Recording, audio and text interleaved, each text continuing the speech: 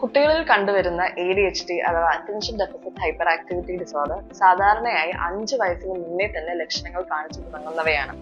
പെൺകുട്ടികളെക്കാൾ കൂടുതൽ ആൺകുട്ടികളിലാണ് ADHD സാധാരണയായി കണ്ടുവരുന്നത്.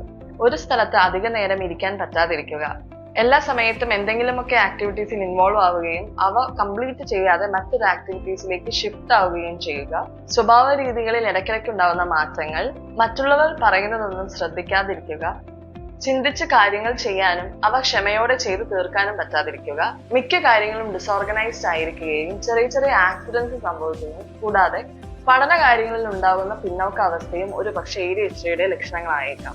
ചില കുട്ടികളിൽ ആന്റി സോഷ്യൽ ബിഹേവിയേഴ്സ് ആയിട്ടുള്ള റൂൾസ് ബ്രേക്ക് ചെയ്യാനുള്ള ടെൻഡൻസി, അതുപോലെ തന്നെ മറ്റുള്ളവരെ ഉപദ്രവിക്കുക, സാധനങ്ങൾ എറിഞ്ഞു പൊട്ടിക്കുക, കൂടുതലായിട്ടുള്ള ദേഷ്യം, വാശി തുടങ്ങിയവയെല്ലാം തന്നെ ഒരു പക്ഷേ ADHDയുടെ ലക്ഷണങ്ങൾ തന്നെ ആയേക്കാം. ഒരു സൈക്കോളജിക്കൽ സ്ക്രീനിങ്ങിലൂടെ ADHD ഉണ്ടാകുവാനുള്ള സാധ്യതകൾ തിരിച്ചറിഞ്ഞ് കുട്ടികൾക്ക് ആവശ്യമായ behaviour therapy, speech therapy, occupational therapy and therapeutical training provide ചെയ്യുന്നു. Aspire Children's Speciality Center, Womb to Teen Solutions, Eranhipalam, Calicut. ഉടൻ വിളിക്കൂ 8848 003 009.